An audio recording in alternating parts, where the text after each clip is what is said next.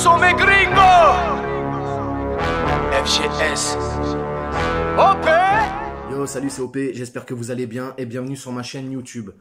Avant de rentrer dans le vif du sujet et de parler de cette 5e journée de Ligue 1, l'avant-match qui oppose le PSG à Clermont, je tenais à rendre hommage en tant que supporter parisien à deux personnalités liées au club qui nous ont quittés malheureusement en début de semaine. Le premier, c'est Jean-Pierre Adams. Donc Jean-Pierre Adams était un joueur du PSG dans les années 70, défenseur. Il a une histoire assez particulière parce qu'il s'est fait opérer d'un genou à l'époque et l'opération s'est mal passée. C'était une opération bénigne, hein. L'opération s'est mal passée en gros, l'anesthésie, il y a eu une erreur médicale par rapport à l'anesthésie et ça l'a plongé dans un profond coma, un coma qui a duré 39 ans et jusqu'à sa mort. Donc voilà, je tenais à lui rendre hommage à travers cette vidéo et à présenter toutes mes condoléances à sa femme et à toute sa famille.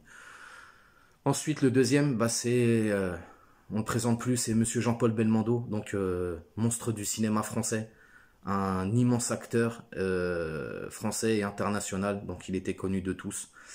Jean-Paul Belmondo, faut savoir qu'il a été cofondateur du PSG avec Francis Borelli, Daniel Echter et d'autres. D'ailleurs, il formait ce fameux gang qu'on appelait le gang des chemises roses.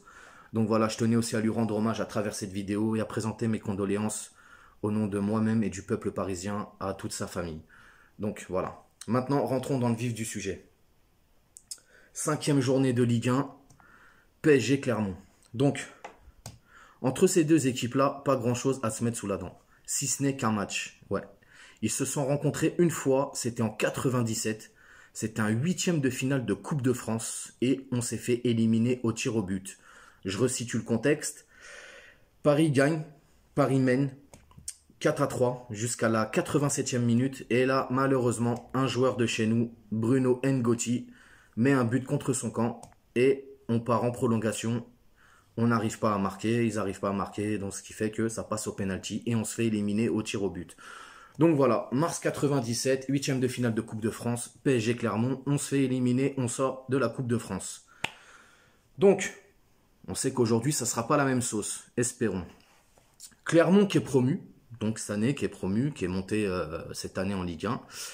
Très belle équipe, ça joue bien au ballon, ça se projette vite vers l'avant. Il y a une belle cohésion de jeu, de groupe, etc. Donc c'est une équipe à laquelle il faut faire très attention. Et nous, comme d'habitude, hein, toujours des soucis. Donc voilà, trêve internationale. Nos joueurs parisiens sont dispatchés à droite à gauche dans le monde entier. Il y a des blessés, comme d'habitude. Il faut savoir que là, il y a Clermont. Ensuite, il y a la Ligue des Champions. Donc les grandes échéances arrivent et ça commence à casser les bonbons un petit peu. Pour le 11 de départ, samedi à 17 h, Pochettino, il va y avoir du boulot parce que je vois pas une équipe, quand je dis compétitif, elle va l'être, mais je vois pas une équipe aussi forte que le 11 titulaire. Donc forcément, il va devoir remanier tout ça.